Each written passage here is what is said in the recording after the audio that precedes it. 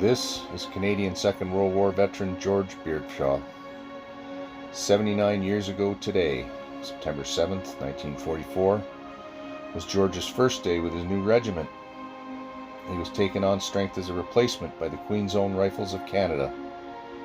Queen's Own were fighting in France as part of the Canadian 3rd Infantry Division.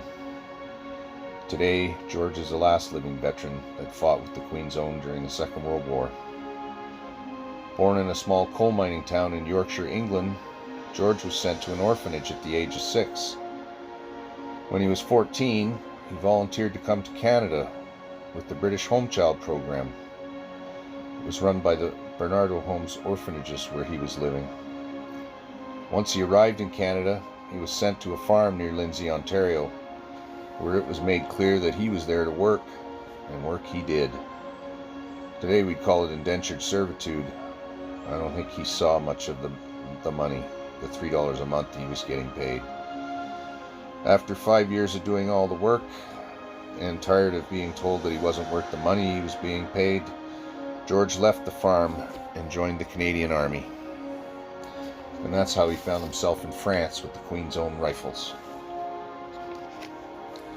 George fought with the Queen's Own in France, Belgium, and the Netherlands until early April 1945, when he was taken prisoner during the fighting in and around Deventer, Holland. George was a POW for the last 28 days of the war, but he and the men he was with were not sent to a POW camp.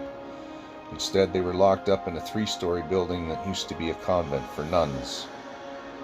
For rations, they were given 2 potatoes a day, and once a week they were supposed to get meat, which didn't always happen. As far as the meat they did get, I think I can make this family friendly. George and many of his fellow POWs were farm boys, so they knew perfectly well what a horse's penis looked like, which is why they were pretty sure they knew where the meat was coming from. After the war, George met and married his wife Emma. They didn't have any children, but George and Emma took care of his brother Charlie's children when Charlie was killed in a car accident at the age of 41. When the Bernardo Homes asked how many boys would like to go to Canada, and George put up his hand, he wanted to see wheat fields and hoped to become a cowboy. Instead, Canada sent him to the battlefields of France, where he became a knight. This time last year, just before his 99th birthday, George was invested Chevalier de l'Ordre National de la Légion d'Honneur. Et pour mes amis qui ne parlent pas français, for those of you who don't speak French, Chevalier is knight, and that's one of the ranks of the order. So he is a knight of the National Order of the Legion of Honor. So from a Yorkshire orphan to a French knight, this man chewed up and spit out every bit of adversity that life could throw at him. He did it with hard work and courage and perseverance. Next week, September 14th, is George's 100th birthday. So let me be one of the first to wish you a happy birthday, George. You're an inspiration, sir. It's an honor.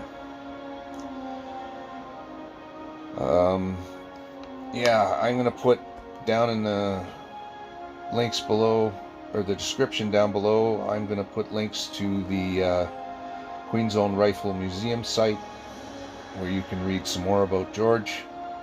There's an interview on YouTube, and I will put some links to some info about the British Home Child program. I'll warn you now, there are some dark chapters to that story. Some of those children were abused and killed. Anyway, I want to thank you all for watching, and I hope you can see why men like George are my heroes. Thank you again, and I hope to see you next time.